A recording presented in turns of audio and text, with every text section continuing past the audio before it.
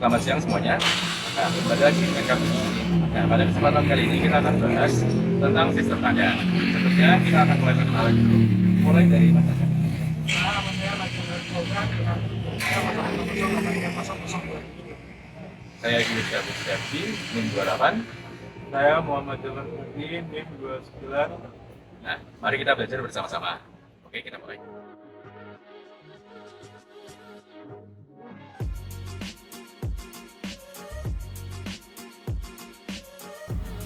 Sebelum kita menyelam lebih dalam ke dalam sistem tanda ini, kita harus kenal dulu tentang apa sebenarnya sistem tanda. Oleh karena itu, di sini rekan kami Mas Najwan sudah siap untuk memberikan jawaban tentang apa sebenarnya sistem tanda itu.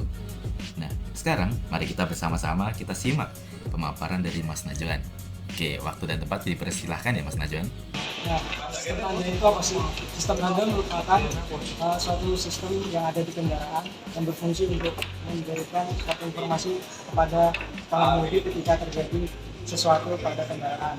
Nah, di sistem tanda itu terdiri dari 7 mungkin sistem. Yang pertama itu ada sistem tanda belok, sistem hazard, sistem klakson, sistem ABS, sistem fuel gauge, sistem indikator, dan yang terakhir ada sistem indikator bahan bakar dan oil. Nah, untuk kali ini dalam pembahasan ini dari kelompok saya akan menjelaskan sistem tanda dari sistem tanda belok, sistem hazard, dan sistem klakson. Baik, setelah kita mengetahui tentang apa itu sistem tanda, kita bisa mulai untuk memahami tentang sistem tanda itu sendiri. Di sini, agar kita bisa lebih mudah untuk memahami sistem tanda, kami telah menyiapkan panel rangkaian yang akan dijelaskan oleh teman kami, Mas Jafar.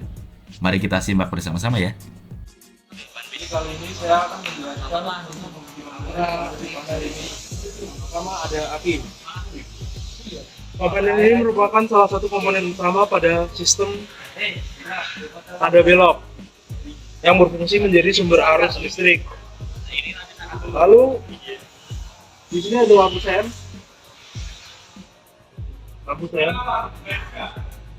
Nah, lampu sen yang terletak di bagian depan dan belakang kendaraan yang menyala berkedip untuk memberi sinyal arah yang akan diambil kendaraan. Contohnya kiri. Lalu di sini ada fuse. Fuse sendiri fungsinya menjadi pengaman rangkaian kelistrikan untuk menghindari konsleting. Lalu di sini ada flasher. Flasher merupakan komponen yang akan menciptakan efek kedipan seperti ini, tip tip tip tip tip tip. Ya, lalu selanjutnya ada saklar. Saklar adalah benda yang bekerja untuk mengaktifkan sistem kelistrikan pada mobil. Di sini ada saklar lampu sen, di sini ada saklar lampu, di sini ada saklar hazard. Terus selanjutnya relay. Ini relay. Relay itu berfungsi sebagai jembatan arus utama.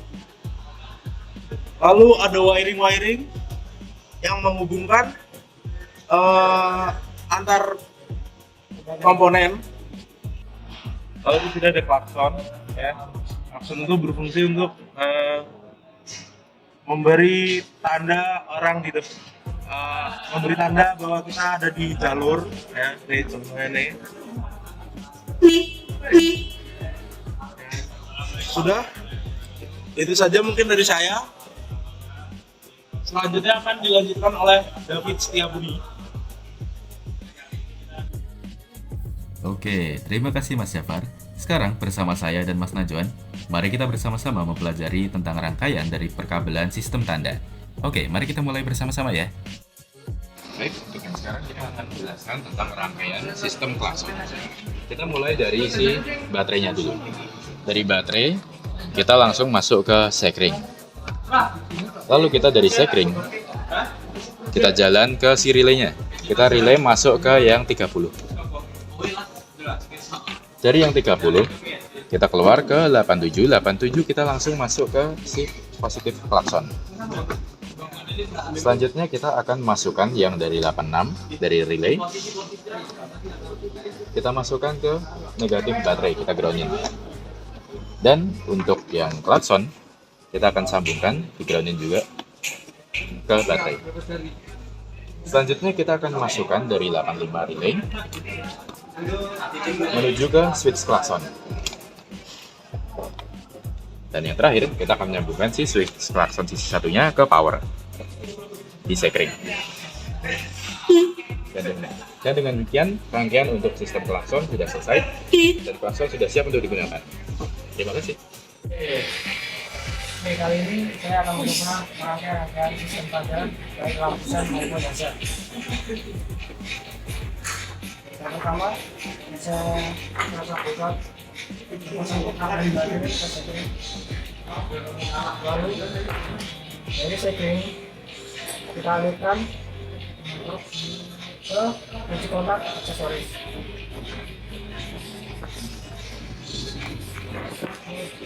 Kemudian kita bisa salurkan dari kunci kontak ignition ke preset power bank. Lalu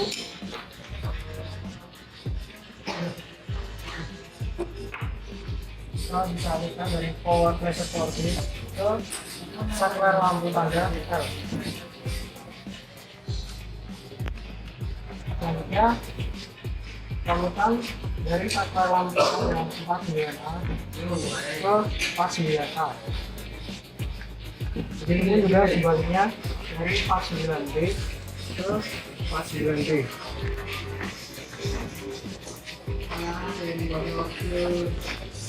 Lalu jika sudah seperti ini, kita bisa sambungkan lampu depan dan belakangnya dari positif ke positif, negatif ke negatif.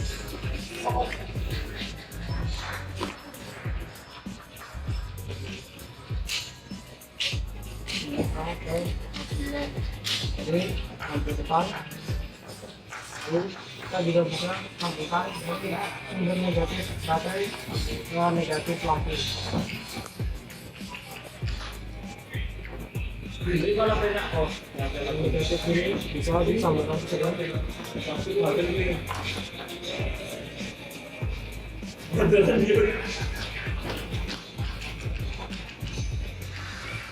Dari sumber negatif baterai disambung ke sumber negatif ke lampu. Ini lampu lampu ada kiri, ada lampu hazard. Mungkin segitu dari saya. Siap kembali. Nah, setelah kita bersama-sama belajar tentang rangkaian sistem tanda, tentu tidak lengkap rasanya bila kita tidak melihat secara langsung bagaimana sistem tanda beroperasi di kendaraan. Oleh karena itu, di sini kami telah menyiapkan satu unit mobil yang bisa kita gunakan bersama-sama untuk melihat bagaimana sistem tanda beroperasi. Mari kita lihat bareng-bareng ya. Oke, baik, kita mulai melanjutkan dengan pengoperasian kendaraan. Sekarang kita akan menunjukkan cara pengoperasian untuk si lampu sen. Untuk mengoperasikan lampu sen, kita bisa lihat di belakang ini ada saklar. Untuk mengaktifkan sen kanan, kita bisa menurunkan saklarnya. Nah, ini indikator menyala, begitu juga dengan sen. Kita bisa lihat di sana di pantulan mobil depan. Itu sen depan sedang menyala yang bagian kanan. Lalu untuk mengaktifkan sen kirinya, kita naikkan ke atas.